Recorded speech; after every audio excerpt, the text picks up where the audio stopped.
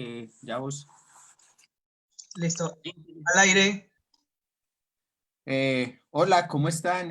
Muy buenas noches a todas las personas que se están uniendo a este nuevo Facebook Live del Instituto Eleusis, donde cada semana y en cada encuentro procuramos amplificar un poco las ideas de la psicología junguiana y post-junguiana. En este caso, lo que nos convoca en este encuentro es el texto de Jay Hillman, Reimaginar la psicología.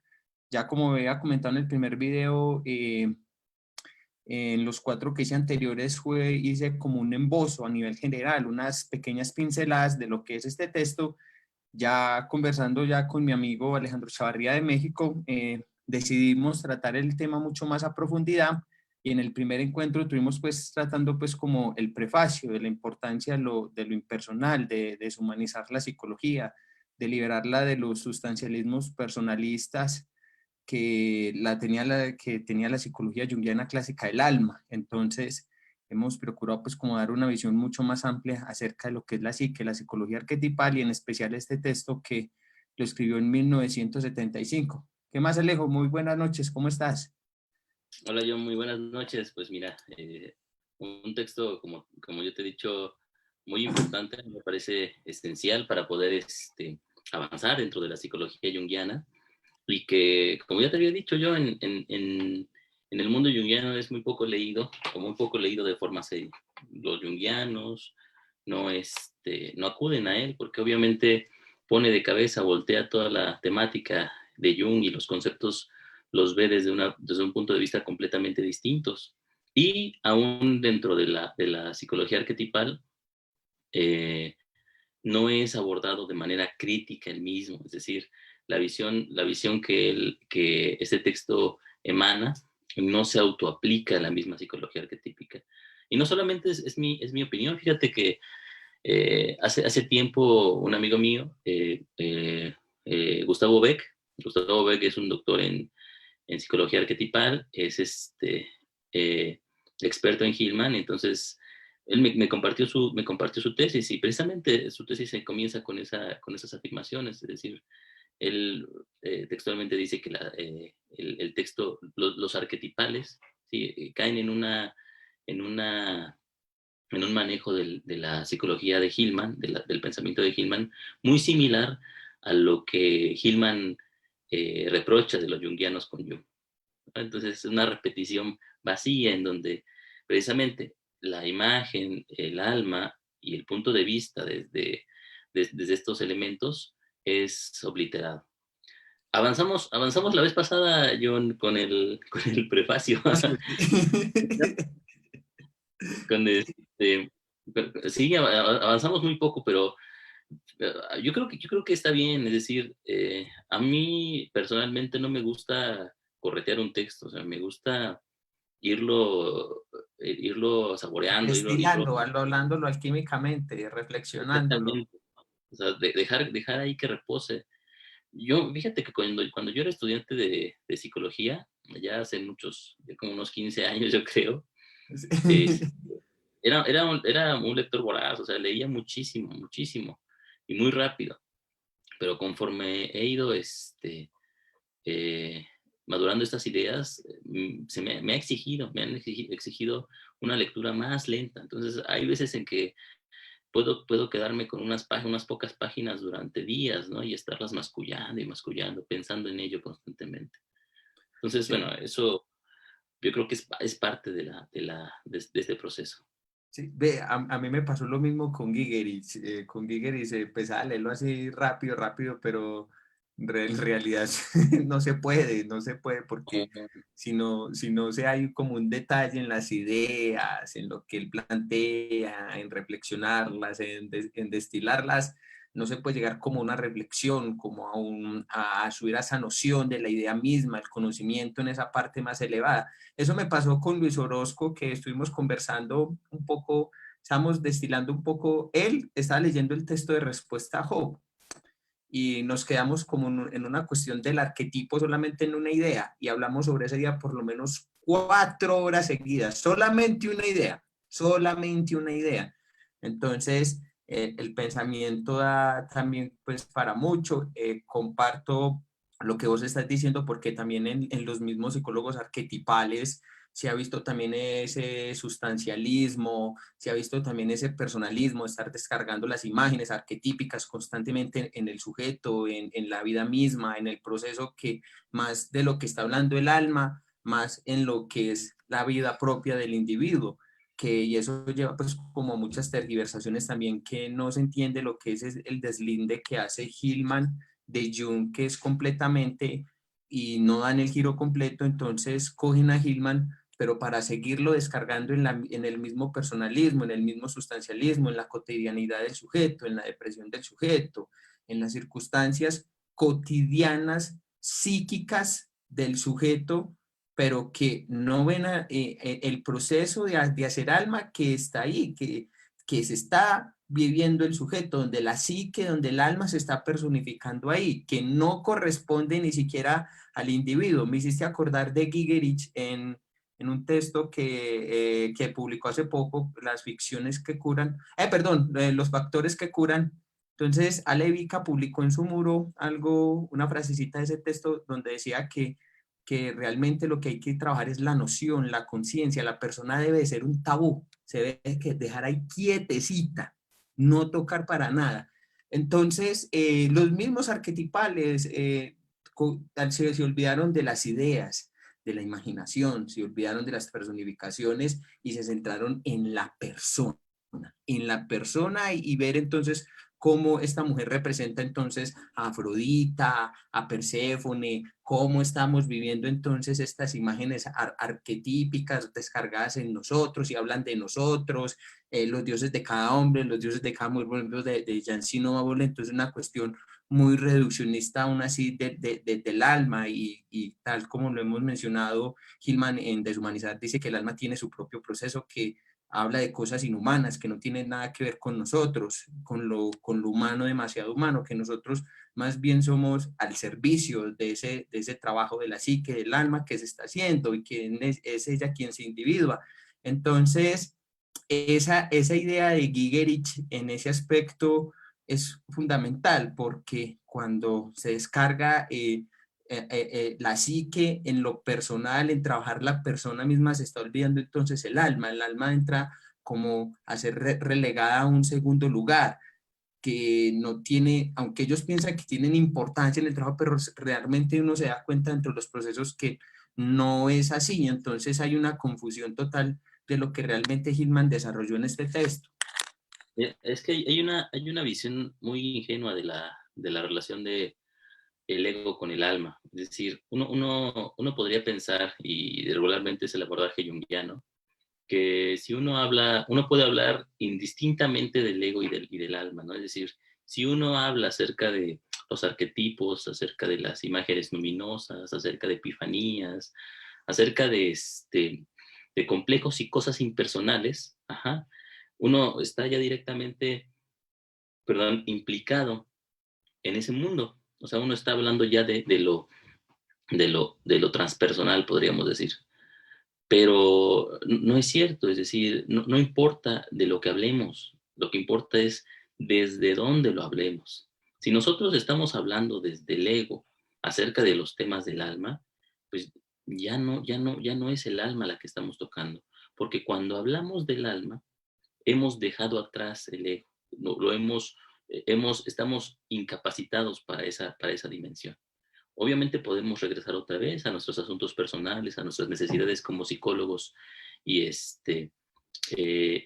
lo que nos importa aquí, pero cuando hablamos del alma, o sea, tenemos que dar el salto, ¿sí? Y el salto implica quemar la escalera detrás para poder nosotros imbuirnos directamente en ese tema.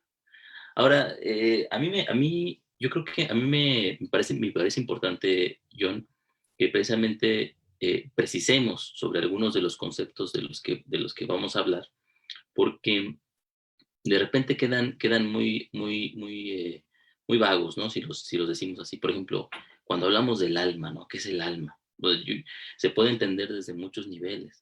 Nosotros lo podemos entender, por ejemplo, desde el punto de vista cotidiano, como aquella imagen ya caduca, ¿sí? Es decir, ya en este momento, cuando hablamos del alma, hablamos de la metáfora, hablamos de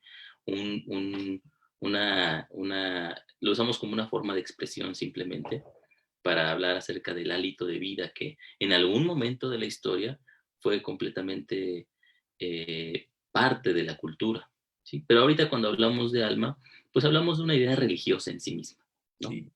De una Por eso idea me religiosa. duele el alma cuando cuando me heriste cuando me heriste, me dejaste sin alma Exactamente. cuando... Sí, porque hay Sí, una sí, sí. concepción muy, muy, muy religiosa acerca del alma. Eso lo decía también Enrique Skenazy en su texto Reflexiones, en el seminario, en los cursos que dio reflexiones sobre el alma, sobre desde dónde se está hablando desde el alma, si aún la estamos tomando como una cuestión religiosa, sustancial, o realmente como una noción, yo voy a hablar en términos de Gehry, o como una noción lógica, o como una metáfora, o como un proceso que ya en sí mismo se está dando. O en el caso de Hillman, en Hillman podríamos hablar de que ya vamos a andar en ese tema, vos lo vas a arrancar desde el alma, es decir, como esa forma de orientarnos en la vida, de cómo nos estamos orientando y que en sí mismo es un trabajo que también es un proceso. Y bueno, y realmente este proceso de que ya Henry Corbin lo trabaja, que es el Mundus Imaginalis, que es, bueno, un texto bastante pesado, creo que me pegué una remascada de ese berraco y no llegué ni a la quinta. Es pesado. Pero bueno, vamos a ahondar entonces, ahí ya más o menos di como unas pequeñas nociones, pero vamos a ahondar más a lo que nos convoca, que es en la idea de Hillman, la importancia de alma en Hillman, cómo la entiende él, cómo la desarrolla él y cómo nosotros estamos imbuidos también en ese mismo proceso. Y ya que vamos a aclarar en este caso que en Jung el alma entonces está sustancializada entonces en los complejos, en los arquetipos, en los símbolos, en Hillman es una cuestión mucho más fenomenológica.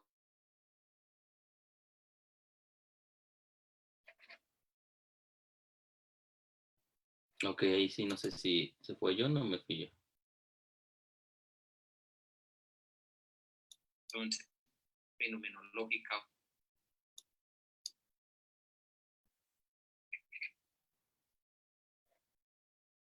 Ok, sí, no sé si se fue yo o no me fui yo.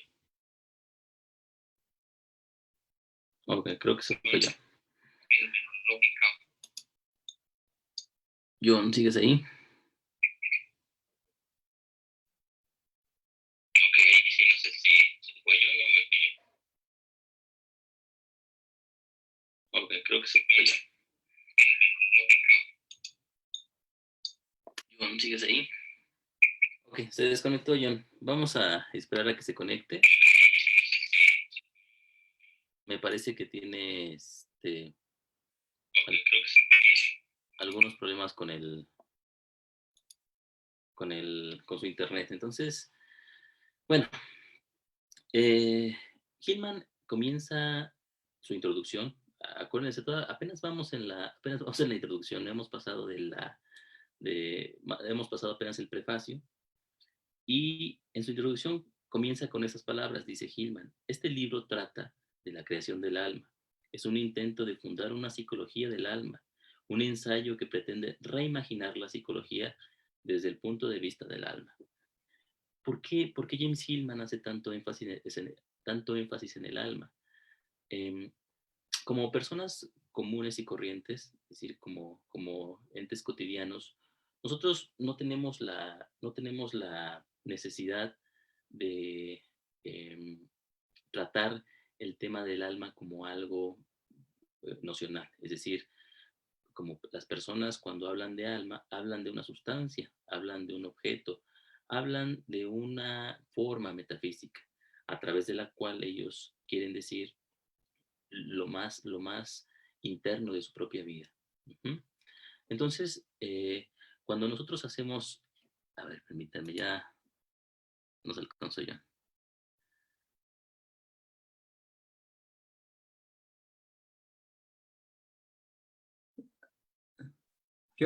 Muchachos, ¿Ya está? Bueno, ahí estamos ya en el Facebook otra vez, ahí seguimos conectados.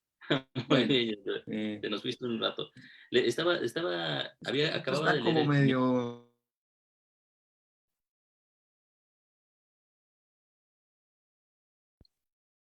Bueno, Bueno, ahí está listo. ya. Ok. Bueno, listo. Te Bueno, comentaba que acababa de leer la primera parte, la introducción que hace James Hillman a su libro, donde hace un énfasis en que hay que, ¿cómo se llama? Imaginar la psicología desde el punto de vista del alma. Entonces, lo que está diciendo en esta situación James Hillman es que la psicología se ha constituido como una disciplina que no está en contacto con el alma, o una psicología que no toma en cuenta el alma. Y esto es muy cierto, ¿no? Cuando nosotros hablamos de la psicología como una disciplina científica, la psicología que estudiamos nosotros en la universidad, por ejemplo, donde hacemos posgrados y todo eso, se ha constituido como una psicología en donde el alma no tiene cabida y no tiene necesidad de estar ahí. Es decir, la psicología está muy bien sin el alma como concepto. Obtiene grandes resultados, tiene sus propias investigaciones, su avance científico es cada vez mayor. Pero Hillman aboga porque si nosotros somos psicólogos, si nosotros somos realmente psicólogos, necesitamos tener una noción de alma dentro de nuestra propia disciplina. Es más, nosotros tenemos que basar nuestra propia disciplina en la pura noción del alma como tal. Y aquí, entonces, hay varios elementos importantes. Por ejemplo, la psicología, como la reimagina James Hillman, no puede ser una psicología científica, no puede ser una psicología que esté basada en la persona, no puede ser una psicología con un pensamiento tecnológico. Tiene que ser una psicología que tenga como centro que tenga como centro a ella misma, es decir, el alma. La psicología es el alma hablando, investigándose o buscándose a sí misma. Entonces, lo que nos dice Hillman es, hasta ahorita, es decir, hasta este momento, cuando él hace esto en 1972, no hay una psicología con alma. Uh-huh. E incluso nosotros podríamos decir, gran parte de la psicología junguiana, a pesar de que toca el tema del alma, se desdice de ella. Por ejemplo, en las traducciones que se hacen de la obra completa en inglés, las que se hacen en la editorial de Princeton, Princeton. sí, el alma no es tocada como tema. Es decir, en muchos pasajes de las obras completas, cuando se habla del alma, se retraduce como psique. Ajá. Porque los traductores de esta obra tratan que el pensamiento de Jung se acote a las necesidades de la ciencia, ¿no? O sea, hay una pretensión de que la psicología analítica sea una psicología eh, científica, pero Científica. pero una psicología científica es una psicología tecnológica. El problema de la tecnología, y esto otra vez volvemos a Heidegger, el problema de la tecnología es que la tecnología no puede pensar en su propio objeto, no puede pensar en sí misma como tal. Y la psicología, para hacer psicología, implica un pensamiento de sí. O sea, el alma tiene que preguntarse acerca de su propia naturaleza, de sí misma como categoría. La ciencia no puede hacerlo. La ciencia solamente puede, la ciencia, como decía Heidegger, no puede pensar, no piensa. La ciencia calcula. Y su pensamiento es un pensamiento calculador, digámoslo así, un pensamiento tecnológico bastante avanzado y muy importante para nuestra época, muy necesario. Pero sin embargo, la necesidad hermenéutica de la propia psicología le propone el contexto en donde ella tenga que volver hacia sí misma. Y para volver hacia sí misma, su pensamiento tiene que ser distinto. Entonces, por eso no puede ser una psicología científica como tal. Desde ahí tenemos que empezar nosotros a pensar esta situación. El deshumanizar, del que hablamos la vez pasada, implica que nuestro centro va a ser el alma y el alma requiere un pensamiento meditativo, un pensamiento que piense sobre sí misma, ¿sí? Que se autoaplique la propia imaginación a la imaginación misma, que la psicología verse sobre su proceso psicológico. Entonces, cuando Hillman comienza diciendo que necesitamos una psicología con alma, ¿sí? Hace un paréntesis y abre una brecha completa hacia una necesidad de la psicología que no se había visto ahí desde Jung, ¿no? Por lo menos. Obviamente esto no nace de la nada. Jung, decía Carl Kerenyi, es el único psicólogo, es el único pensador que habló y que sigue hablando en nosotros cuando lo leemos del alma como un fenómeno autónomo y con vida propia, de un concepto que se tiene que tomar en cuenta. ¿No, John? Sí, porque ahí hay algo que a mí me llama también mucho la atención, y a pesar de que Jung mencionaba esas ideas, no fue capaz de desarrollarlas, no fue capaz de seguir la evolución de la idea misma en cuanto proceso se estaba desarrollando. ¿Por qué? Pasa algo muy particular, por ejemplo, lo que vos estás diciendo, que por ejemplo María Luisa Bonfrán decía que la psicología junguiana no era cierto, que no era todo científica, porque los arquetipos podían soportar las pruebas duras y fuertes del método científico, lo mismo los complejos. Entonces, uno ahí podría hacer una crítica. Entonces, venga, si usted ya está haciendo esa crítica, entonces ya no está hablando de psicología, ya no está hablando del alma en sí misma, sino de unas cuestiones que están que son muy reduccionistas y que están ancladas a lo que es el cerebro y el comportamiento humano, pero que Jung también en sus escritos iniciales por ejemplo, de arquetipos y lo inconsciente colectivo ya mencionaba en sí mismo que el arquetipo era una idea, que no tenía pues nada de una connotación pues científica o descargada pues en el cuerpo. Solo que para volverla más científica, Jung también se contradice también en esa misma noción de arquetipo también, pero que él en vista también de lo que le pasó a Freud también en cierta forma, también se volvió un empírico, entonces empezó a descargar también entonces a cuestiones mucho más sustancialistas lo que es el proceso de la psique, abandonando ideas donde ya él intuía de que la psique tenía un proceso autónomo fuera de nosotros, que tenía una relación con algo que iba más allá, es decir, del entendimiento humano, pero que aún así nosotros hacíamos parte de él, pero que a nosotros se nos imponía, nosotros no lo elegíamos. Entonces, cuando se empiezan a ver, digamos ya un poco en Hillman, la importancia entonces de devolver la psicología a sí misma, de devolver la psicología a su propio proceso, a la imagen como tal que la constituye de una forma más orientativa, es que está queriendo decir, nosotros hacemos, o sea, como estamos hablando la vez pasada, no de ese yo titánico ilimitado que todo converge en relación a él, entonces nuestras ideas, nuestros pensamientos, que la depresión, esto, entonces que todo está muy, muy en relación a fortalecer el yo, lo podemos hacer, yo creo que también lo decía, que el cuerpo, lo humano es un portal por el cual los dioses se manifiestan, y si los llevamos a términos hillmanianos, el hombre, el ego, el hombre es un portal por donde la imagen aparece y se le manifiesta y en la cual él es vivida y es responsable que la atienda.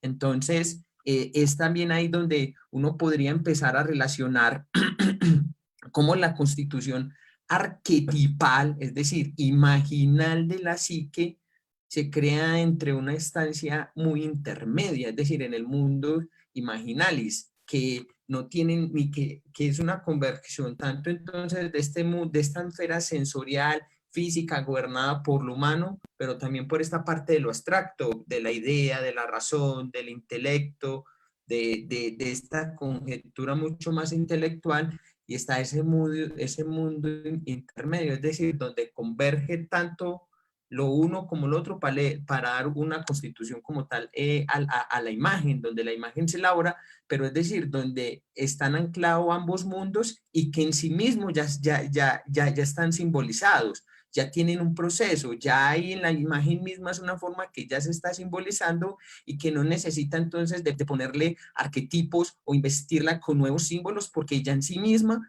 cuando aparece en la imagen ya es un símbolo que está en proceso, de constitución, de elaborarse, de solidificarse, de llevar ese propio desarrollo a su propia conclusión, porque es un proceso del cual nosotros hacemos parte, pero que no habla de nosotros, sino habla de esa instancia donde la idea o la imagen lleva o sus propias características y su propio desarrollo. Eso lo conversaba con Diana Arias, que es doctora en estudios arquetipales, junguianos arquetipales, donde ella comentaba un poco, en lo cual estamos de acuerdo, que la psique tenía su propia incubación, su propio proceso. El alma tiene su propia lentitud y su propio proceso de irse desarrollando, que está fuera de nosotros, que está fuera de la razón del ego, y que el ego quiere apresurarla, desarrollarse, salirse de todas estas ideas, salirse de todas estas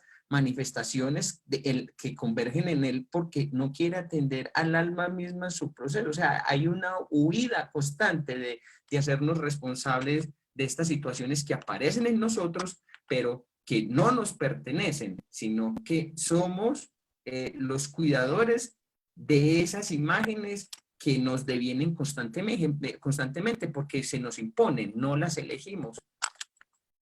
Así es. Y es muy natural. O sea, a mí me parece muy entendible la situación, pues como ego, el ego, habíamos dicho nosotros, es el complejo que no sabe que es complejo y que no quiere saber que es complejo además. Entonces, un atentado contra su propia dignidad, un atentado contra su propia seguridad, es el pensar que hay otros elementos que están alrededor de él y que constituyen el contexto del mismo, ¿no? Decir que hay otras imágenes que también son tan importantes o incluso más importantes que él, y que él solamente es una imagen entre otras imágenes, es quitarnos importancia personal. Nuestra época, la época moderna, es una época constituida sobre la importancia personal. Es el eje de la cultura moderna, la importancia personal del ego. El ego se sobrepone, el ego se eleva como tal, como una necesidad histórica en este momento, ¿no? Ya lo platicamos la vez pasada, la emergencia del nihilismo trae como consecuencia la necesidad de que el ego se supravalore, ¿no? Se supervalore y que se vea más allá de lo que es. Pero bueno, esto ya lo iremos platicando, John. A mí me gustaría ahorita entrar en este tema del alma como tal, para poder entenderla mejor. Si nosotros hablamos del alma, dice Hillman, el alma es una forma de ver, ¿sí? No es un objeto. Necesitamos nosotros, yo creo, explorar un poco cuáles son las raíces del concepto de alma en Hillman. No solamente tiene que ver con Jung. Hillman tiene dos maestros, uno es Carl Gustav Jung y el otro es Henri Corbin. ¿Sí? Henri Corbin es un ismalólogo, ¿sí? Es un estudioso de la cultura del Islam, sobre todo de una faceta mística llamada sufismo, ¿sí? El sufismo es la faceta mística que surge entre los chiitas en el Islam. Entonces, cuando nosotros retomamos los conceptos que retoma Hillman, de repente se nos escapa esta otra parte de Corbin. Yo les había comentado la vez pasada que íbamos a revisar y vamos a hablar acerca de un texto que se llama Mundus Imaginalis. A mí me parece un texto básico para poder entender el concepto de alma en Hillman, porque nos pone de una manera, desde un concepto religioso, nos dice cuál es la función del alma para la psicología hoy. Obviamente, Corbin no está hablando acerca del alma tal como la maneja Hillman, pero sienta las bases de lo que Hillman va a reconstruir como una forma de psicología. ¿De qué trata este ensayo? Para los que lo leyeron, ¿no? Y para los que no lo leyeron también, no importa, ¿no? Aquí compartimos todos. Este ensayo nos habla acerca de un concepto muy particular, que es precisamente la imaginación. Nosotros entendemos la imaginación como algo que es pura fantasía, como algo que es irreal, como algo que no tiene relevancia para nuestra vida. Incluso contraponemos la noción de realidad a la noción de lo imaginario. Cuando le decimos a alguien, ¿no? Eso que estás pensando, o eso que estás sintiendo, o esa idea que tienes es pura imaginación, lo usamos como una forma de denostar las imágenes que se presentan ahí. Pero para Corbán y sobre todo para el sufismo, ¿sí? Para el sufismo que está representado por Ibn Arabi, por Sohrawardi, por ejemplo, la imaginación es un mundo importante. La imaginación es una dimensión de la realidad incluso más importante que la realidad misma, es decir, que la realidad sensible. Corbán, perdón, no desea, ante esta situación, confundir lo que significa, perdón, el concepto de imaginario, perdón, el concepto de imaginario, de imaginación o de fantasía. Para eso él utiliza el latín imaginalis, para hablar acerca de la relevancia que tiene esta dimensión dentro de la vida mística. En el sufismo, Sohrawardi, que es una de las figuras más importantes, acuña un término que se llama Nakojo Abad. ¿Sí? Nakojo Abad se traduce como el no lugar. El no lugar sería en términos ¿cómo lo podemos decir? En términos etimológicos, es el equivalente a utopía, ¿no? Una utopía es un lugar que no existe. Sin embargo, en esta palabra, en Acojabat, hay una naturaleza muy compleja y más diferente que no se empata con el término de utopía, porque Nakojabat es el no lugar, ¿sí? Es decir, es el lugar, pero es el lugar que no es un lugar. Uh-huh. Es difícil. Otra vez se nos desconectó John, lo volvemos a conectar. Nosotros a lo mejor lo podemos entender más desde nuestra propia tradición. Cuando, por ejemplo, hablamos, cuando, por ejemplo, hablamos en la Biblia, ¿sí? En los evangelios, hay un momento en donde Cristo se encuentra con una samaritana, ¿sí? Y la samaritana le pregunta, no recuerdo bien no recuerdo literalmente esa situación, pero mi paráfrasis es, le pregunta, ¿cómo se llama? Los sacerdotes del templo nos han dicho que tenemos que rezar en Jerusalén, ¿sí? Y otros nos dicen que tenemos que rezar en otro lado. Es decir, ¿dónde hay que rezar? Le pregunta la samaritana. Y Cristo le responde, ni aquí ni allá, ni en Jerusalén ni en Belén. O sea, no en ningún lado. Lo que tenemos que hacer es rezar en el espíritu y en la verdad. Ajá. Esto implica, ¿dónde está el espíritu y la verdad? ¿A qué geografía pertenecen? ¿En dónde lo podemos encontrar? Es decir, si yo me meto al Google Maps, encuentro el espíritu y la verdad, ¿en qué dirección? ¿No?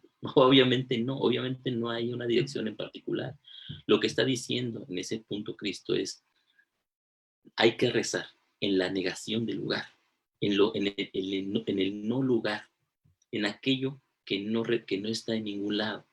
Pero aquello que no está en ningún lado, ¿quiere decir que no existe? Esa es la pregunta que tendríamos que hacernos, ¿no? Lo que no está, lo que no es, lo que no se encuentra, quiere decir que no tiene una naturaleza importante para nosotros, pero nosotros como junguianos, por ejemplo, sabemos que lo que no existe es importante y es de suma importancia. Cuando estamos atrapados por un complejo, según el junguianismo clásico, el complejo destroza nuestras vidas, mueve nuestra existencia hacia donde Él quiere. Y somos invadidos por esta situación. Resulta más importante que nosotros mismos o que nuestra propia opinión.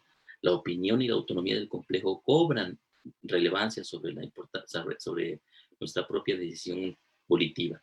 Entonces, es importante los conceptos de verdad, los conceptos de justicia, ¿sí? El concepto de vida, por ejemplo, no existen. ¿Dónde está la vida? Ajá, ¿dónde está la justicia?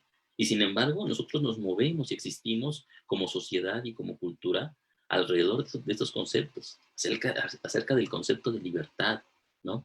Entonces, el no lugar, precisamente, ¿sí? En esta tradición, tiene que ver con la negación de la propia realidad. El no lugar es la realidad, la realidad sensible, negándose a sí misma. Ajá. Y de esa negación, haciendo emerger una dimensión que abarca la realidad y que en algún momento era interior, pero esa interioridad se ha vuelto exterior ahora, ¿sí? Lo llaman ellos la realidad espiritual. Uh-huh. La realidad espiritual está dentro de cada cosa tiene una posibilidad de de adentrarnos en lo espiritual. Y una vez que nos adentramos a través de la imagen, a través de la imaginación, entonces nosotros podemos ver un mundo que no podíamos ver en otro momento. Yo me recuerdo, por ejemplo, John, que cuando Enrique Skenazy hablaba de esta situación, él decía, o sea, cuando un astronauta, no recuerdo quién, llegó al espacio, dijo, no hay nadie, ¿no? En el espacio no está Dios, arriba en el cielo lo he sobrepasado y no se encuentra Dios. Pues obviamente porque Dios no es una imagen, no es un objeto, no es una sustancia. Dios es una idea, ¿sí? Y funciona en el mundo de las ideas, en el mundo de las imágenes como tal.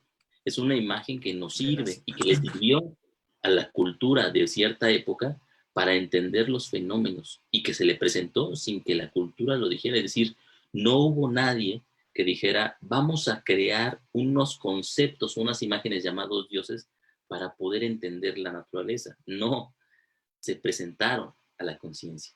Eran las formas, los núcleos de la conciencia a través de los cuales constelaban su propia experiencia de sí misma.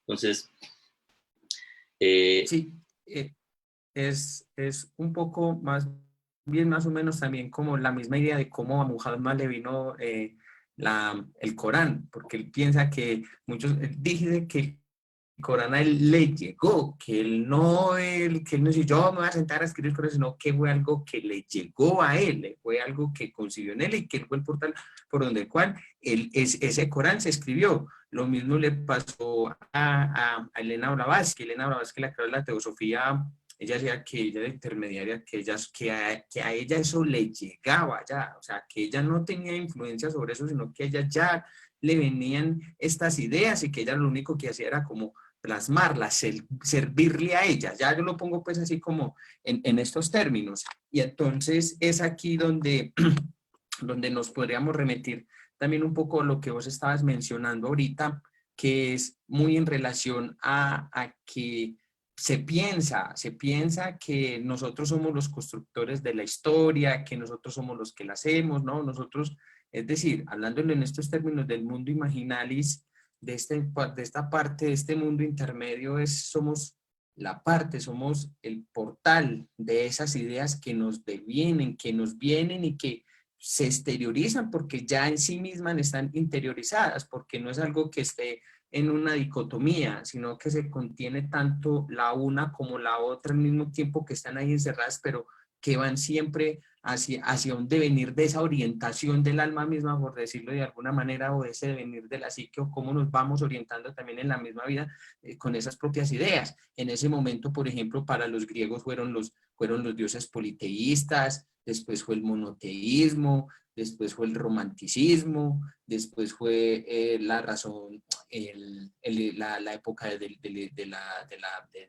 la industrialización, después entonces nos vino la era de cuáles son las ideas con las cuales nos orientamos ahora. Entonces es la tecnología, es la informática, es la inteligencia artificial, es este mundo, el ciberespacio, por el cual son las ideas con las cuales nos estamos orientando ahora. okay. Exactamente. Fíjate que incluso ese término ahorita que utilizas mucho, John, el oriente, es un término que los sufistas utilizan bastante también. El oriente para ellos es la dirección hacia la cual está dirigida el alma como tal, es decir, el alma y la imaginación se dirigen al oriente, ¿no? El oriente no como un punto cardinal, sino como un punto fuera de la dirección, es su propia dirección. Fíjate, el sufismo, según Corbán, nos habla de 3 mundos específicos. Ajá. El no lugar pertenece precisamente al mundo de lo imaginal. Hay 3 mundos, que es un mundo sensorial, un mundo imaginal y un mundo intelectual. El mundo sensorial es nuestro mundo, el de las cosas como tal, los fenómenos que ocurren. Los llaman ellos el molk, ¿no? O los molk. El mundo imaginal, que es precisamente el mundo del alma, ¿sí? Es muy importante porque resulta como su función es ser un intermediario entre el mundo sensorial y el mundo intelectual. En el mundo intelectual es donde están las presencias arcangélicas, ¿sí? Es decir, las ideas o lo que podríamos llamar nosotros, lo que llamaríamos arquetipos, como junguianos. Los arquetipos ahí, la abstracción en su máximo esplendor, se encuentra en el mundo intelectual, ¿sí? La función entonces del alma es fungir como un intermediario entre estos 2 elementos.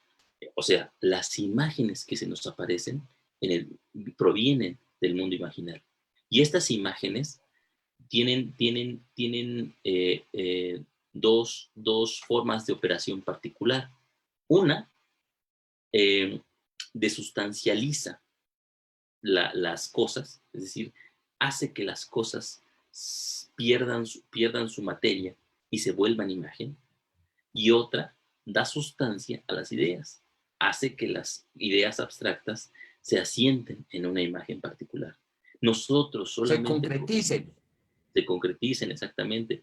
Nosotros solamente podemos entender entonces el mundo real como es y el mundo intelectual, el mundo arcangélico, tal como se desarrolla, solamente lo podemos entender a través de la imaginación.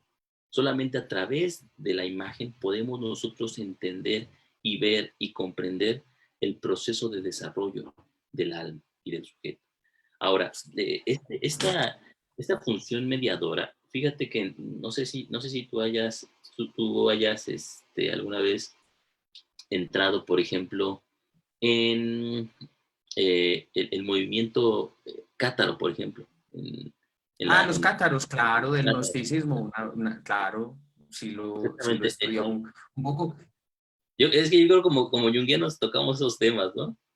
Claro, pues es que imposible uno no leer el gnosticismo, los cátaros, hombre, eso es una maravilla, que Fíjate de que, hecho, pues así como un poquito en contexto, que estaban sí, más o menos por allá en el Imperio Bizantino, cuando entonces, en esta guerra, entonces que emprendieron los papas de esta época en perseguir a los cátaros porque estaban en una búsqueda de Dios en sí misma, de ese conocimiento de Dios, pero no guiados por ellos, sino como una imagen que a ellos les venía, un conocimiento que no era de lo que vos estás diciendo, ni del mundo, ni del mundo sensorial, de este mundo, es decir, de la esfera de lo físico, ni el mundo de lo abstracto, de lo arcangélico, sino que era como prácticamente la percepción de ambos mundos negándose a sí mismos, es decir, donde podía converger la imagen como tal de Dios, cuando se negaban ambos mundos al mismo tiempo porque ya estaban interiorizados en la misma imagen. Pero aquí los hablando en términos psicológicos, y fíjate, imaginales. en el mito cátaro, por ejemplo, el mito de la salvación, eh, la intermediaria entre el hombre y Dios, ¿sí? Es Sofía, la Pistisofía, es decir, la imagen de la mujer que se nos presenta y que es capaz de llevar a la persona hacia las instancias que pertenecen a lo divino. Ajá. Es una idea común en muchas mitologías. Entonces, cuando, por ejemplo, obviamente los gnósticos, como tú lo dices, también seguían esa misma proposición. Y si nosotros hacemos una comparación, un símil, mal hecho, obviamente, porque es mucho más complejo que eso, nosotros podríamos decir que en el mundo, que la psicología Sí, como tal, hasta ahora como disciplina científica, como la disciplina que estudiamos en las facultades, se ha ocupado única y simplemente del mundo de lo sensorial, ¿sí? Del mundo de lo específico, de lo que se presenta como tal, no del mundo de las imágenes que nos ayudan a ver en la profundidad de los fenómenos que se presentan. Entonces, la psicología, por ejemplo, estaría enfocada hacia lo sensorial y podríamos decir nosotros que a lo mejor la filosofía estaría enfocada en el ámbito de lo intelectual, ¿no? De lo arcangélico en ese sentido. Pero, ¿cuál es el lugar de una verdadera psicología? Pues es ser un mediador, ¿sí? Estar en la mitad, en el mundo de lo imaginario. ¿Y cuál es la herramienta que utilizan los sufistas para poder entrar en contacto con este mundo imaginal? Y aquí nos va a sonar mucho a nosotros, junguianos, la imaginación activa, ¿sí? Es decir, la imaginación activa es la función, es decir, conversar con las imágenes, dejar que las imágenes incuben en nosotros, dejar que las imágenes se abran camino a través de nosotros, no nosotros promover las imágenes, construirlas o dictarles cómo tienen que relacionarse, sino dejar que las imágenes surjan y nosotros aprender de las imágenes en su propio despliegue. Es una situación que nosotros, te digo, como junguianos, pues nos suena mucho, ya que es la técnica por excelencia de la psicología junguiana. De ahí nace nuestra Sí, propia... pero claro, pero fíjate que eso ya está también, por ejemplo, en los alquimistas. Ya Paracelso había hablado de la imaginación, de la imaginación verdadera. Esas meditaciones que tal como conocemos también era una forma de poder entrar en contacto con con estas imágenes. Entonces es algo que es muy antiquísimo también, o sea, que no necesariamente corresponde a los junguianos, sino que ya había algo anterior a lo que Jung había desarrollado, ya había un contacto como tal en este mundo imaginales de las grandes tradiciones místicas, espirituales, que posibilitaban también esa mediación del mundo. Pero, ¿cuál es la diferencia en este caso con Hillman? Que Hillman toma la imagen como un acontecer y un cuidado del alma. Es decir, aquí estamos hablando pronto para orientar desde un punto de vista psicológico, tomado por el alma, no sagrado ni espiritual, sino psicológico. Exactamente, o sea, Les quiero hacer esa aclaración. No, y es muy importante lo que dice John, porque entonces nosotros tenemos que hacer esa traducción. Es decir, yo les estoy presentando este recorrido por el concepto de mundos imaginales, tal como lo hace Corbán, pero es precisamente para que entendamos un poco mejor cuál es el papel de la imaginación y de lo imaginal dentro de la psicología. Lo tenemos que traducir, tenemos que hacer el trabajo de poder entenderlo en un plano ya moderno, ¿no? No somos nosotros sufistas, no somos religiosos, hay que entenderlo en esta situación. Como personas empíricas, mira, yo, por ejemplo, me gusta mucho la literatura religiosa, me gusta mucho leer la Biblia y toda esa situación, pero me gusta como pasatiempo personal. Como psicólogo yo tengo que entender que muchas de estas imágenes que aparecen ahí, Dios, ¿cómo se llama? El cristianismo, todos estos elementos surgen como una necesidad histórica en un momento determinado y también tienen su término en otro. Nosotros ya no vivimos en un mundo religioso. Nosotros hace mucho que ya sobrepasamos el mundo religioso y lo religioso como tal queda como vestigio de nuestra propia vida personal en este momento. Tanto que ahorita podemos elegir a qué religión nos metemos, ¿no? Yo puedo ser hoy budista y mañana puedo ser maometano, ¿no? Y después católico, y después cristiano, y lo que yo quiera, ¿no? De la luz del mundo. Hay tanta religión. Me voy a cambiar a la poligamia, esa es la mejor. Sí, pero fíjate que... Pero fíjate que eso que dices es muy importante porque, por ejemplo, en esas épocas ellos eran tomados por esas imágenes. Ellos seguían el proceso de esas imágenes que en este momento ya la constitución de la imagen es otra, porque las imágenes que nos toman en este momento, lo dije ahorita, entonces es la era espacial, la razón técnica instrumental, ya dicha por Heidegger, la inteligencia artificial, el ciberespacio, que con esto del coronavirus Lucho decía que se aceleró muchísimo más, nos adherimos muchísimo más a este proceso también y a estas imágenes que nos están orientando ahora, son las que nos guían en estos momentos y que lo que hace el alma, y eso ya lo habíamos discutido en un momento en el grupo, lo que hace es que arrastra ese vestigio, esas otras imágenes de procesos anteriores para comprenderse a ella misma en un estado anterior,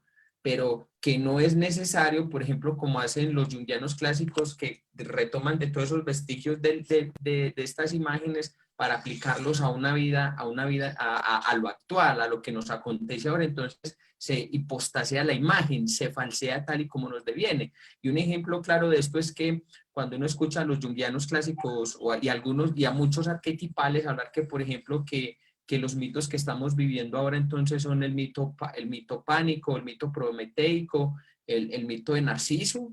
Entonces, si nosotros fuéramos a analizar eso, de ponerle una pegatina, como diría Gigeres, al fenómeno, en este caso, hilmanianamente a la imagen, ya la estamos negando, estamos siendo nihilistas ante ella con algo que ella en su momento ya supo y que ya no es necesario, porque si nosotros fuéramos a hacer un análisis histórico de eso, todo el tiempo vivimos esos mitos, guerras por doquier, prometeísmo todo el tiempo, pánico todo el tiempo.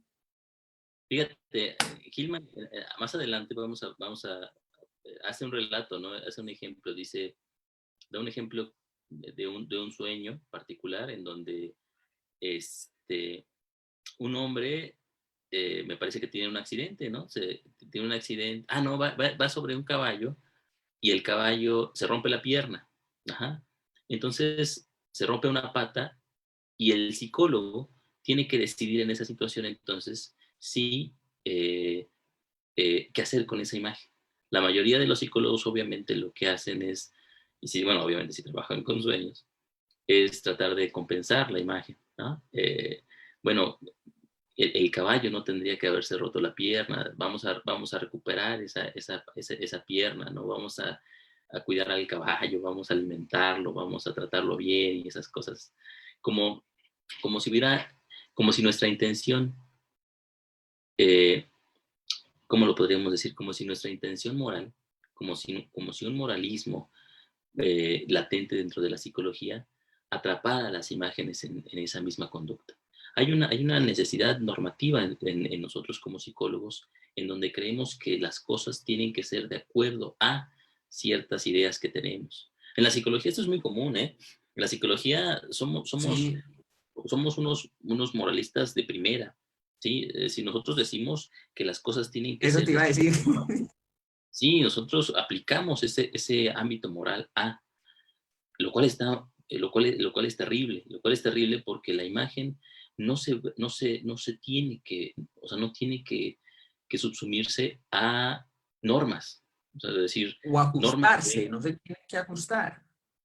sí, no tiene que ajustarse como lo había dicho en algún momento al hecho de projusto, ¿no? No tiene que limitarse a sí misma. La imagen trae dentro de sí misma, tiene en sí misma su propia regla de medida. Ajá. Entonces, la imagen dice hacia dónde tiene que desarrollarse y cómo tiene que desarrollarse, no nosotros como sujetos. Entonces, Hillman, o sea, el caballo que se le rompe una pierna está bien. O sea, está bien que se le rompa la pierna y tiene que ser así.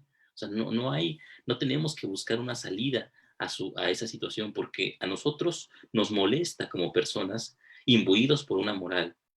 Nos molesta que esté roto algo, nos molesta que algo falle, nos molesta que algo se equivoque, nos molesta que algo vaya por un lado que no tiene que ir, pero no es nuestra voluntad la que está a prueba en ese proceso, es la voluntad de la propia imagen como tal.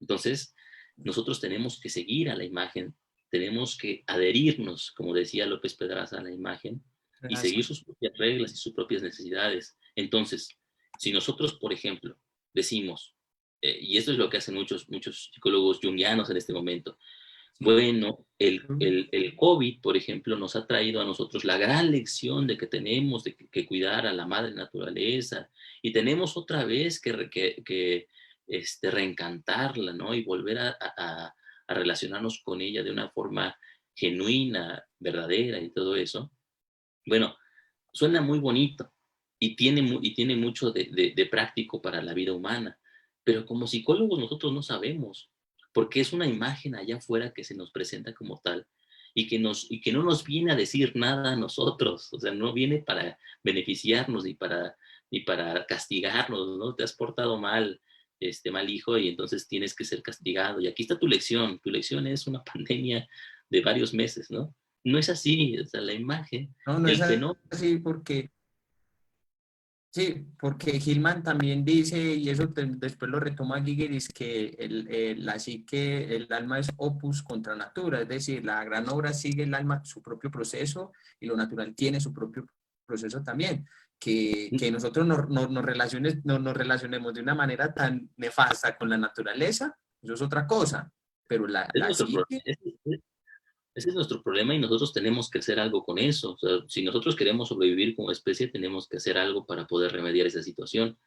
Pero eso no es un problema psicológico. no. Es decir, si la especie sobrevive o no sobrevive, pues o sea, a la conciencia le tiene sin cuidado de esa situación.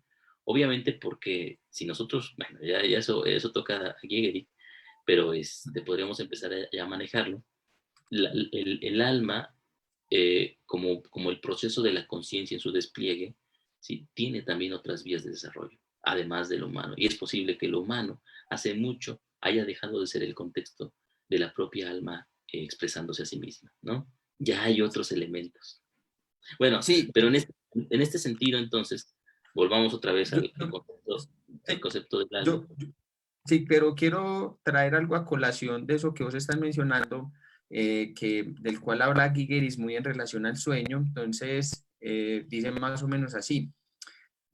Tomemos como ejemplo la siguiente imagen onírica. Se supone que tenemos que mudarse de una casa, está deteriorada, terriblemente descuidada. La reacción del ego podría ser el imperativo moral de acabar con el descuido, de conseguir que la casa vuelva a estar en orden, pero psicológicamente este podría ser enteramente el movimiento equivocado y podría ser el rechazo a hacer lo que el sueño dice que haga. El sueño quiere que me mude a la casa deteriorada, no que me mude a la casa que yo, al menos en mis pensamientos moralistas, ya he convertido en una casa bonita y acogedora, en la dirección que toman mis pensamientos. Ya me llevé de la casa a la cual tuve que mudarme, reemplazándola por una mejor, pero tenemos que adherirnos a la imagen. La mudanza a esta casa significa instalarse en y ocupar precisamente el deterioro, el descuido, el error, lo equivocado, la herida. Tengo que entrar en la casa deteriorada con mi corazón, mi sentimiento, así como en mi conciencia crítica. Nada más, el deterioro no necesita ser corregido, ser eliminado por mí como ego mediante mi comportamiento. Y ya sea solo un comportamiento imaginal más que uno literal. No, si ha de haber un cambio para mejor, tiene que ser el cambio autónomo del propio deterioro. Entonces, bueno, paradójicamente la verdad psicológica es limpiar mentalmente, imaginalmente, la casa haciéndose el abandono en sí mismo, en el alma, permanenteado. Solo ha sido empujado a algún otro rincón oscuro y el deterioro solamente puede cambiar en el modo en que ello pueda querer cambiar, si es que ha sido nutrido por mi sangre, mi alma, mi presencia de todo corazón y ha sido sujetado a la vida consciente del homus totus, la personalidad entera, necesita ser apropiado, sentido sin reservas de su deterioridad. Esto es todo lo que necesita, pero es obviamente lo que menos estamos dispuestos a dar. Preferimos engatusar el sueño con algún sustituto similar, que sin embargo, mediante nuestro deseo de mejorarlo, se vea completamente diferente, de hecho, diametralmente opuesto, aparentemente en lugar de recibir el posible cambio, el deterioro como un automovimiento, su propia transformación dentro de sí mismo. Insistimos en mantener el control de cualquier cambio, si bien el cambio se ha vuelto inevitable. Fíjate, John, en la psicología cognitiva conductual, por ejemplo, cuando aparece una imagen así como esta, o una imagen repetitiva que no deja que perturba la vida personal del sujeto, se le llama idea irracional. Y el abordaje de estas ideas irracionales es precisamente encontrar un marco racional a través del cual ayudarle al sujeto a entender que eso no es real, ¿no? Es una fantasía que no tiene valor en su propia vida. Lo cual, desde este plano y desde este punto de vista, es totalmente inadecuado. ¿Qué hacemos nosotros como psicoterapeutas, por ejemplo, cuando vemos una imagen, cuando tenemos una imagen repetitiva, una imagen que se presenta mucho dentro de la consulta? No la olvidamos y no le decimos al sujeto, no pienses en ella, ¿no? O sea, sobrepásala, no dejes que la imagen controle tu vida y toda esa situación.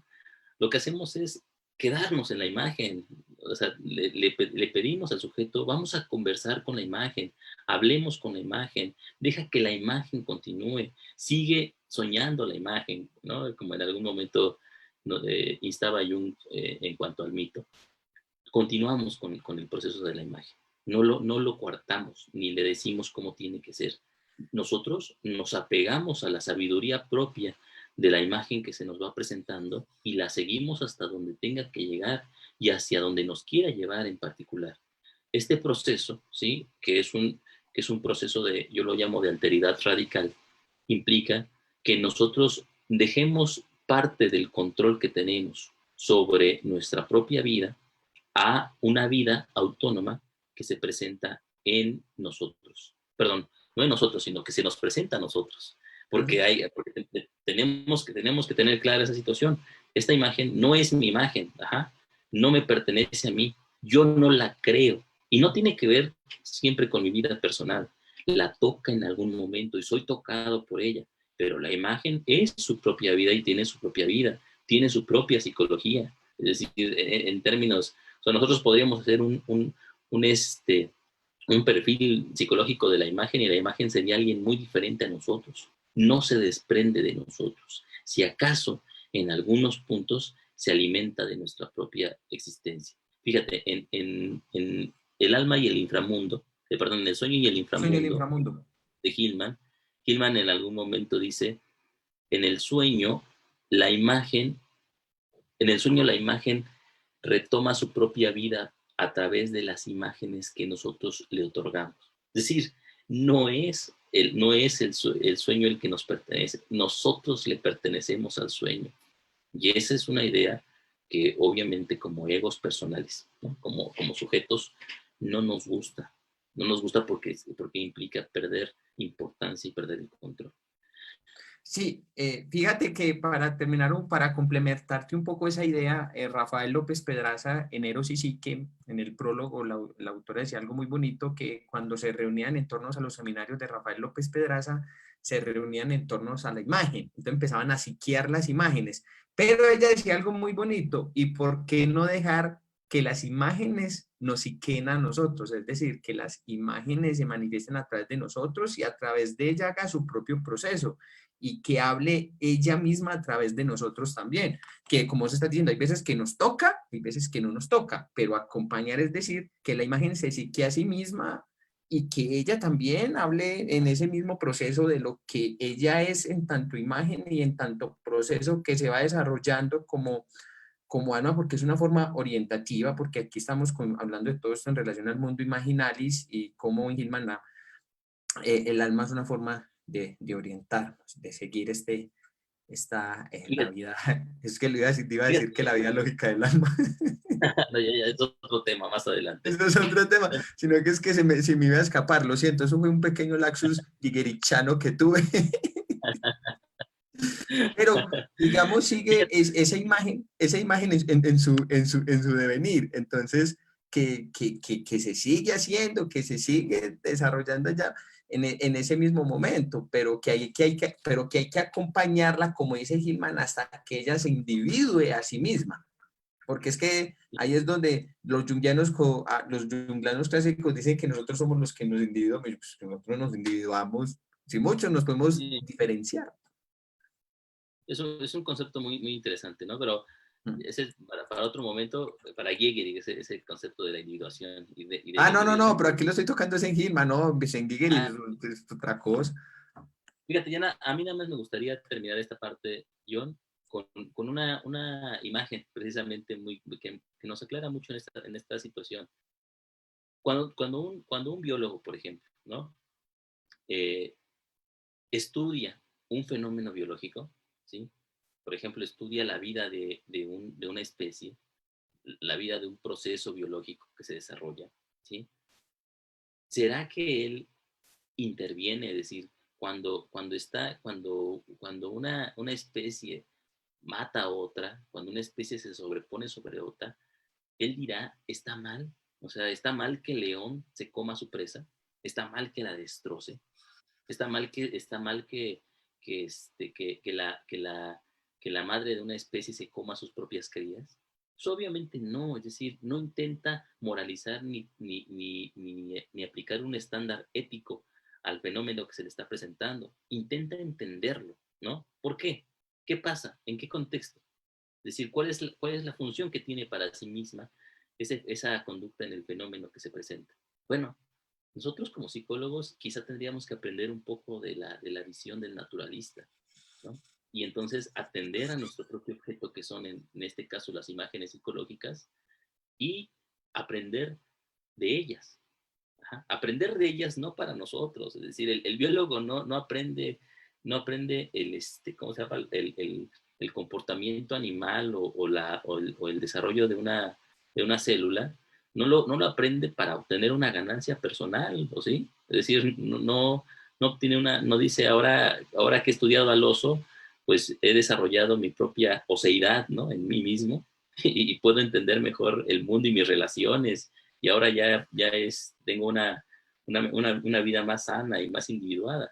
Pero no, obviamente no aprende para sí mismo, aprende como un proceso independiente como una necesidad que se le presenta y que posiblemente no tiene una función determinada, aunque muchos tienen una idea acerca de hacia dónde tiene que dirigirse su conocimiento. Como psicólogos, ¿no sería importante también aprender de esta misma abordaje y entonces dejar que los procesos anímicos, en este caso las imágenes que nos hablan acerca de sí mismas, se desarrollen y seguirlas no para obtener algo de ellas, un provecho, como si fuéramos cazadores, ¿no? Sino seguirlas como estudiosos de algo que se nos ha presentado a nosotros y que nos invade. Nada más para terminar el concepto del alma, John. Esto que hemos hablado acerca del mundo imaginalis, de este mundo intermedio que imaginaliza tanto lo sensorial como lo intelectual y Un intelectual. y que nos Los ayuda a interioriza. comprenderlo mejor. Exactamente, que nos presenta el mundo tal como es a través de su reflexión en las imágenes. Esto nosotros como junguianos también tenemos una historia con ese proceso, ¿no? Tenemos nosotros el concepto de el alma y más tarde el concepto del ánima en Jung, ¿no? ¿Cuál es la función del ánima en Jung? Pues precisamente el concepto del alma en Jung es muy ambiguo, ¿eh? Es decir, Jung lo utiliza de muchas maneras, o sea, lo utiliza como una forma de hablar de lo que los griegos llamaban la psique, ¿sí? Lo utiliza como una forma de representar la totalidad de la psique, pero también lo utiliza como una forma de hablar de la relación entre el consciente y el inconsciente. Cuando se centra, cuando centra su concepto de alma en la relación de lo inconsciente y lo consciente, lo llama el ánima. Uh-huh. El ánima entonces es esa imagen arquetípica y ese complejo a su vez que nos permite a nosotros sentir que tenemos una vida personal, una vida interior. Esa vida interior es el sentimiento del ánima en nosotros. Y conforme nosotros vamos desarrollándonos, conforme vamos creciendo, conforme vamos madurando, nuestra vida, nuestra visión acerca de estos procesos se va haciendo cada vez más profunda. Esta profundidad la otorga precisamente la relación que tenemos con el ánima. Para Jung, por ejemplo, el ánima tiene una relación recíproca, una relación ¿cómo se podría decir? Complementaria con la persona, ¿sí? Es decir, mientras más estamos en el afuera y en lo colectivo, en la colectividad, en la conciencia colectiva, mientras más estamos en lo que la cultura y la sociedad nos proponen como un rol, menos estamos en el proceso del ánima, ¿no? Menos estamos en relación con ello. Y al contrario, mientras más vamos dejando ese proceso, más nos vamos adentrando en las cuestiones del ánima. Hay un montón de imágenes, por ejemplo, Dante cuando en la Divina Comedia, Con Beatriz. exactamente, es guiado, una vez que es abandonado por Virgilio, es después del purgatorio guiado por Beatriz al paraíso. Beatriz representa entonces la imagen femenina, el ánima como tal. El ánima no es solamente, o sea, fíjate que en algunos jungianos de repente el ánima aparece como si fuera la contraparte sexual ¿no? Como una forma muy humana en ese sentido. Pero no, o sea, el ánima es un proceso que nos relaciona con el inconsciente mismo. Si nosotros incluso lo llevamos un poco más allá y somos más estrictos con el concepto del ánima, podríamos decir que el ánima es la relación y el sentimiento del inconsciente hacia nosotros, del inconsciente tal como lo maneja Jung en este punto, ¿no? Sí, porque como estás diciendo, si podríamos ser más estrictos, liberarlo de pronto de género o de un sustancialismo, podríamos Sí. hablar que el ánima es una performatividad, es decir, unas cualidades que tiene en sí misma y que se desarrolla en nosotros, por decirlo de alguna forma también. No para... Oiga, yo necesito encontrarme unas 4 Beatriz que me guíen. Como Jung, ¿no? Claro, claro. Pero, entonces, No, ¿verdad? pero, Eso es para campeones. sí. Sí, pero fíjate que entonces que aquí en Gilman damos un salto total, porque aquí tomamos como parte de lo que es el mundo imaginales, y entonces ya no hablamos ni de inconsciente personal, ni de inconsciente colectivo, ni de complejos. O sea, eso ya queda atrás, ya que en sí mismo ya están integrados, o sea, ahí en ese proceso, pero ya aquí en Gilman ya no se retoman o ya no son relevantes por el mismo hecho de la misma concepción del mundo imaginales donde se centra, es decir, esta cuestión de la psique o se centran en las imágenes que nos guían y que nos orientan en el proceso, o sea, y que la seguimos y que la acompañamos en esas, ¿cómo? Fíjate que precisamente de esto que hablas, de esto que dices, nada más ya para cerrar el tema del sufismo, cuando Sorabardi, por ejemplo, habla acerca de la vida, de los seres del mundo imaginal, ¿sí? O sea, de las personas que habitan el mundo imaginal. En el mundo imaginal hay países completos con sus propias plantas, sus propios animales, sus propias personas. Estas personas, estos animales y estas plantas, no, como están más allá del lugar, como están más allá de lo espacial, no habitan en un punto. Es decir, para, para el sufismo, cada elemento, cada imagen que se presenta en ese mundo es ya el mundo completo, el universo dentro de sí mismo, porque ellos habitan el lugar en donde no hay lugar, o el lugar en donde el donde existe, ¿sí? Es Sí, decir, el es donde que como no es, es, está es- integrado e interiorizado en la imagen. no, es que Corbin no dice es dónde, es desde dónde, es desde dónde, donde se habla aquí, porque por ejemplo, mundos imaginarios no puede ser ubicado en ninguna parte, nada, sino que es, Cuando nosotros ya lo relacionamos, por ejemplo, con la conceptualización, con el aparato teórico junguiano, nosotros entendemos entonces que ya esa relación que se hace entre arquetipo, imagen y conducta, ¿no? Por ejemplo, que es como es un puente de relación psíquica, ya no puede existir, porque la imagen en sí misma tiene su propia esencia arquetipal en sí. ¿sí? Y la conducta no es otra cosa sino la realización de la imagen en el mundo de lo sensorial. Sí, Entonces, para terminar en esa parte, es que en el mundo, en el mundos imaginales ya está simbolizado tanto lo de sensorial como lo del intelecto, o sea, ya en sí mismo ya está simbolizado, entonces ya no necesita de otro, de hacer como esa relación, no ese eje, sino es mirarlo, acompañarlo, cómo se va desarrollando eso que está ahí simbolizado y cómo nos va orientando y cómo sigue también ese propio proceso también, porque es que cuando vos decís que se establece entonces entre arquetipo, imagen y conducta, pues entonces estamos hablando como que hay, pues es que no sé cómo decirlo, eh, no sé, que sea como un proceso entonces como de lo instintual a lo espiritual o una especie de transición que converge aún en nosotros y que está en nosotros, pero que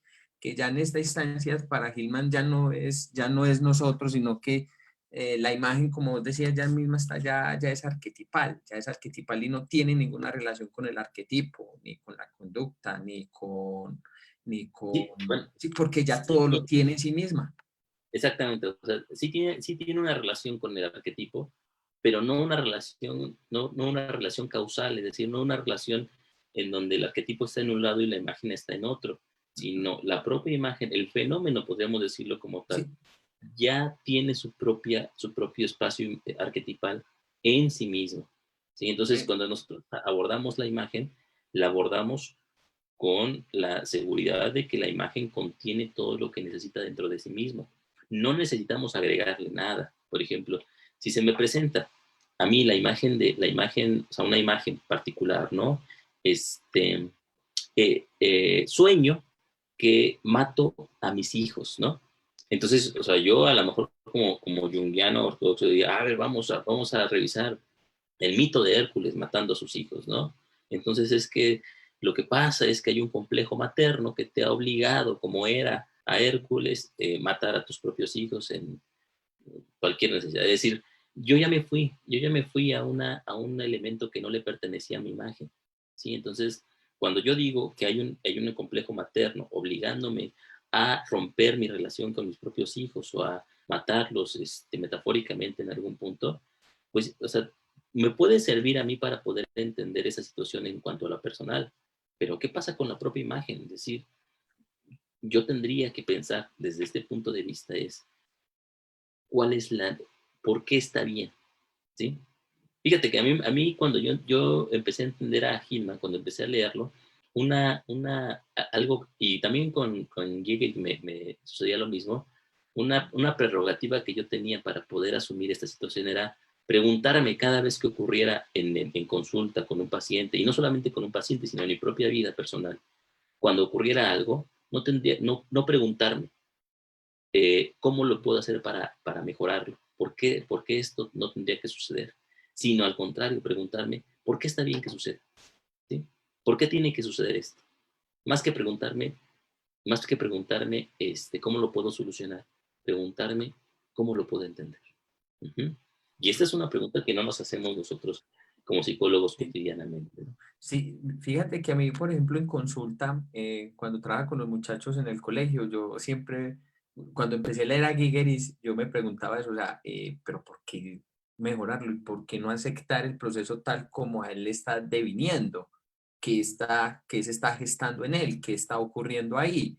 Y cómo irlo orientando y acompañando en esa situación, de que muchas veces cuando nosotros hablamos, no, como nos decía, como dice Gigeris, no, la persona es un tabú, hay que entrar a la noción, a las ideas y a las ideologías, el cuerpo y las personas hay que dejarlo en un segundo plano, porque lo que hay que atender es eso con lo que le llega, la imagen que aparece ahí es lo que realmente nos va a guiar, ni para mejor ni para peor, para lo que es, porque realmente, aunque los jungianos no lo quieran admitir y los psicólogos en general, pero hay una carga moralista muy fuerte en ellos, en decir que es bueno, que es malo, que es rico, que es maluco, el por qué no hacerlo uno y por qué sí hacer lo otro.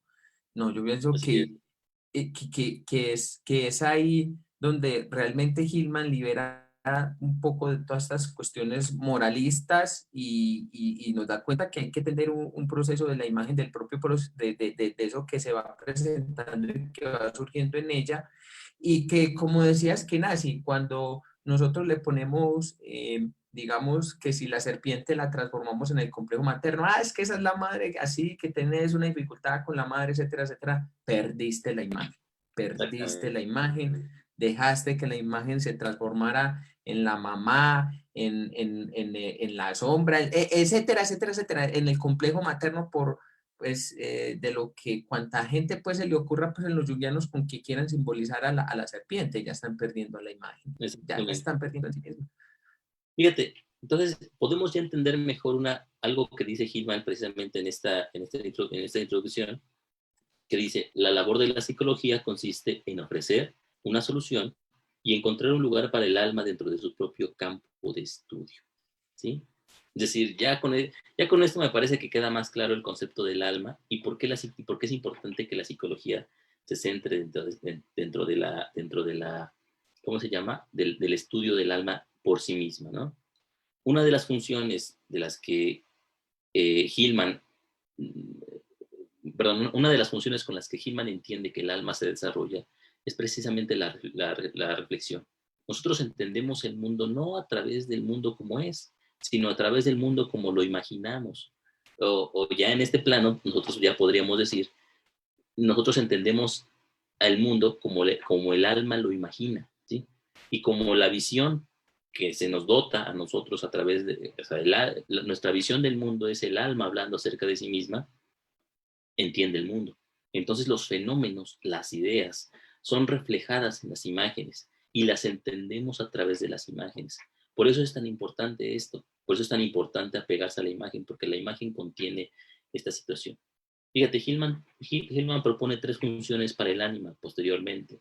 Una función, la primera es la transformación de las experiencias, ¿sí? De lo que vivimos nosotros, de los acontecimientos, perdón, o sea, la transformación de lo que vivimos en experiencias, ¿sí? Si nosotros solamente cuando vivimos una situación y esa imagen que nos ocurre, perdón, ahonda en nosotros y hace su trabajo en nosotros, nos transforma. No nos transforma como sujetos, transforma nuestra forma de ver el mundo y de vernos a nosotros mismos. Más adelante también lo va a decir Gilma, va a decir que o sea, no importa cuántas experiencias vivamos, o sea, no importa cuántas cosas hagamos, no importa dónde vayamos, cuánto leamos, cuánto hagamos, con quién nos relacionemos y toda esa situación. Lo que importa es que lo que hagamos, lo que veamos, lo que leemos y a donde vayamos, haga mella en nosotros y nos incube con su propia imagen. Si no, no importa, ¿no? O sea, yo puedo ir cada día, ir todos los años de vacaciones a una parte diferente del mundo y eso no me enriquece nada si yo no tengo una necesidad si esos lugares a los que voy no hacen su trabajo en mí, ¿no? O sea, recordemos que, por ejemplo, Kant nunca salió de su pueblo, o sea, nunca salió de su ciudad y sin Y siempre embargo, tenía el mismo recorrido. exactamente, y sin embargo, o sea, creó una de las corrientes en filosofía más importantes hasta ahora. O sea, de Kant surge Hegel, obviamente. Entonces, eh, digamos, no importa lo que hagamos, no importa cuántos libros leamos, ¿sí? No importa cuántas terapias o cuántas horas en terapia tengamos. Lo que importa es que esos procesos ahonden en nosotros. Eso es una de las funciones del alma. La Sí. segunda, sí, Ve, me hiciste acordar de Lao Tse cuando él decía que para conocer el universo uno no tiene que salir de su cuarto. sí, sí, sí, sí, sí. Ay, ay, no recuerdo cómo se llama esa doctrina, ¿no? Sí, el no hacer, ¿no? El no hacer el Huawei. Exactamente, exactamente. La segunda función del alma es una intuición, una inquietud religiosa, ajá, que surge de su relación específica con la muerte. Obviamente cuando nosotros hablamos de religión, no hablamos de una religión institucionalizada, sino presumiéndome a Lao Tse. Ah. Mira el top. No, tú vas a hacer que caigan en bancarrota comprando libros. Oiga, y tengo la edición de William Reis Parcero, vea. De Richard Wilhelm. No, no, no, no. Bueno, bueno, para los que no, para nuestros amigos que no conozcan quién es Richard Wilhelm, es el que traduce el I Ching Lichín. y además traduce un libro muy importante para nosotros los junguianos que se llama El secreto de la flor de oro, que más tarde, del que después hará un análisis el propio Jung de esa situación, y ahí tiene un libro muy importante sobre ello. Bueno, eh, esta relación con la muerte implica adherirnos a la palabra religión en su propio sentido etimológico. Obviamente, como junguianos, nosotros sabemos que el término religión tiene que ver con el latín religare, ¿no? Que quiere decir unirnos con, ¿no? Es decir, la Sí. religión nos une con esa situación. Precisamente la función del alma, habíamos dicho, la función del alma es una función mediadora, nos religa con el mundo de lo psíquico, de lo psicológico, con este Eso. mundo. Entonces, este mundo lo representa Hillman en la forma del inframundo, porque o sea, obviamente nosotros, y es una situación ahí interesante en Hillman, porque él entiende que como occidentales nosotros nos hemos elevado hacia las cimas del espíritu, hemos ido hacia el cielo y hacia las necesidades monoteístas de la religión cristiana. Necesitamos, según él, bajar al mundo del politeísmo, al mundo del valle del alma, ¿sí? Por eso repite esta frase de Keats de que el mundo es el valle de hacer alma. Sí. Y en esa oscuridad, ¿sí? ¿Y qué hay más oscuro que la oscuridad misma, sino el inframundo, ¿no? El submundo, el Hades. Entonces, en el Hades, que está repleto de imágenes mucho más interesantes, ¿no? No me acuerdo quién decía, Borges decía que cuando leemos la Divina Comedia, el infierno es una delicia, ¿no? Es súper interesante. Cuando ya pasamos al paraíso, nos aburrimos muchísimo, ¿no? Y es cierto, cuando leí la Divina Comedia, el infierno era interesantísimo. Ya cuando pasé al paraíso, al cielo ya se me hizo algo que terminé por puro compromiso. Sí, Pero pero bueno, para complementarte un poco que dices eso, yo lo toqué en el texto Picos y Valles, en el cual hice una amplificación, unas pinceladas en él, era que el problema que hizo el monoteísmo fue que encerró las imágenes en todos, en cuestiones iconoclastas, sagradas del espíritu. Es decir, las encerraron y que tenían que ver más en relación con nosotros y con Dios. Pero entonces hubo pues como un adherimiento pues como a la imagen, hacia el culto religioso, hacia lo sagrado, pero muy hacia el espíritu. Pero entonces que siempre hubo, siempre ir en el más allá y eso, y en el ir pues como en el pico constante, pero que cuando se liberó, que eso lo hizo Jung, que eso lo dice Hillman, se liberó la imagen de este culto religioso, se da cuenta que era la imagen del valle, es decir, de la ser alma, de aquello que nos reunía con una instancia aún mucho más profunda de nosotros, es decir, de la psique, que hablaba de un propio proceso más que de una cuestión personalista. exactamente, la dimensión del alma es la profundidad, ¿no? Es decir, cuando nosotros hablamos acerca de la relación del alma con estos elementos, y ahí viene la tercera función es la creación de imágenes, precisamente para poder ahondar en estos procesos del alma imaginándose a sí mismo, ¿no? Aquí hablamos del alma imaginándose a sí misma, ya con Gehrig posiblemente hablemos del alma pensándose a sí misma, que es un proceso completamente distinto. Sí, Entonces, más sí, ¿no? complejo. Ya más complejo, ya más complejo. De hecho, aquí no lo estamos intentando leer a Hillman como si no conociéramos a Gehrig, ¿no? Aunque es Sí. imposible, o sea, no sale. No Se nos podemos, sale. no podemos hacer otra cosa que. Y por lo tanto, la imagen, la importancia de la fantasía para nosotros es vital. Solamente a través de la fantasía, solamente a través de la imagen, solamente a través del mundos imaginales, nosotros podemos fungir como psicólogos. Precisamente cuando nosotros le damos su importancia a la imagen, cuando dejamos que la imagen se despliegue en sus propios términos, lo que estamos siendo nosotros es psicoterapeutas, ¿sí? Psicoterapeutas en su función etimológica, en su raíz etimológica, implica ser cuidadores, ¿no? Ser cuidadores del alma, Del ¿no? alma. Y si el alma son imágenes, entonces nosotros fungimos como psicoterapeutas cuando cuidamos estas imágenes, no solamente en consulta, sino en todo momento en nuestra propia vida, cuando nosotros tratamos otros temas y todo eso. Por ejemplo, cuando hablamos del COVID, cuando hablamos de la posibilidad del fin del mundo y todas esas situaciones, nosotros, si nos dejamos llevar por el pánico y por la necesidad egoica, dejamos de ser psicólogos. Pero cuando atendemos a la imagen que se nos presenta ahí y tratamos de entenderla en sus propios términos y nos dejamos guiar y llevar por la norma que se presenta dentro de la imagen, entonces solamente ante esa situación somos psicólogos y somos psicoterapeutas. Aquí hay una situación determinante. Psicólogo y psicoterapeuta para Hillman tienen una función muy parecida, porque como psicólogos estudiamos, como psicoterapeutas atendemos. Y cuidamos.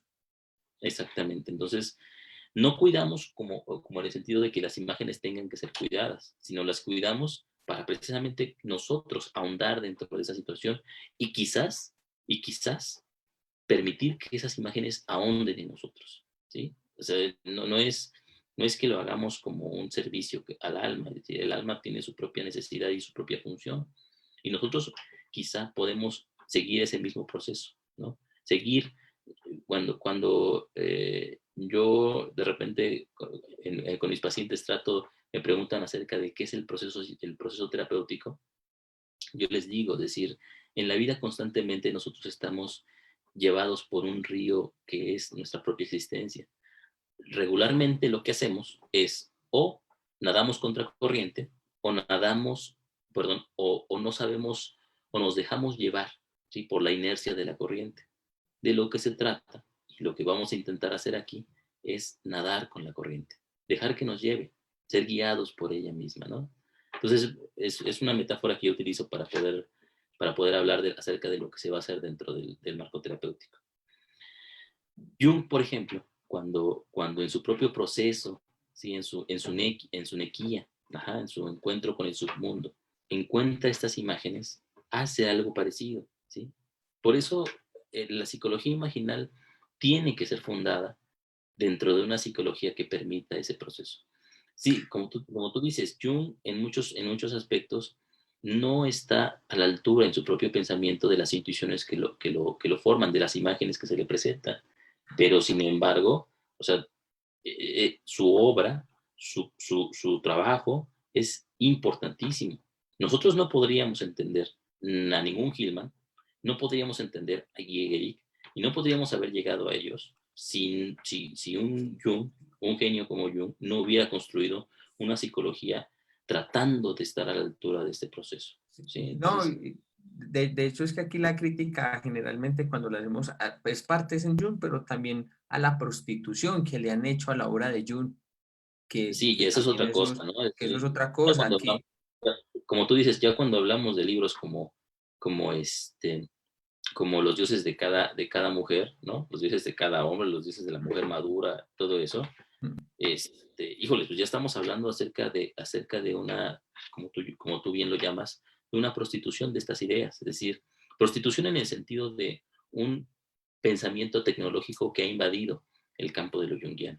Un pensamiento en donde las imágenes tienen que servirme, las imágenes tienen que ayudarme, las imágenes tienen que enseñarme, las imágenes tienen que cuidarme a mí, imagínate, ¿no? O sea, que las imágenes me cuiden a mí, no yo cuidar a las imágenes. O sea, qué cambio en la psicología hillmaniana precisamente intenta revertir esta situación. Sí. Está bien. Yo creo, a mí me gustaría cerrar con esta cita de reimaginar la psicología, que ya es tarde, John. Sí, es que no le podemos seguir dando. Sí. Oye, de veras, oye, no sé si hay comentarios para que contestemos Ve, otra fíjate vez. que es que donde yo me llegue a salir de aquí y abra el Facebook, ahí mismo me expulsa del Zoom. Ah, sí, con tu conexión, ¿verdad? Déjame ver. Muchas gracias, excelente conversación, dice Jorge. Muy bien, todo bien. No hay preguntas. Si tienen una pregunta, adelante, no se preocupen, ¿eh? Yo soy muy paciente con esas situaciones. Sí, aquí y respondemos desde nuestras propias ideas y lo que creemos, hablamos Así de es. posibilidades. Miren, aquí siempre va a haber una respuesta, ¿eh? Lo que no sepamos lo inventamos, no se preocupen. Sí, Entonces, es como tenemos aquí un dicho los países que decimos, si no lo encontramos, lo buscamos, y si no lo, bueno, si no lo tenemos, lo buscamos, y si no lo encontramos, lo inventamos. exactamente, ¿no? No es cierto, ¿no? Mire, tratamos de pegarnos a esta situación al libro de Hillman, y precisamente por esta revisión de este libro intenta ir concepto por concepto, ¿no? Destilando cada uno de los elementos, saboreando cada cosa que nosotros vamos leyendo. A mí me gustaría terminar esta situación, John, con esto que dice Hillman. En la página 49 de Reimaginar, retomo la versión en español para que estemos a tono, ¿no? Para que sepamos de qué página hablamos. En el primer párrafo dice, el alma habla incesantemente sobre sí misma, mediante motivos recurrentes y variaciones siempre distintas. Es inconmensurablemente profunda y solo puede iluminarse con ideas, fogonazos en una vasta caverna de incomprensión, y que en el reino del alma el ego es una cosa insignificante. Uh-huh.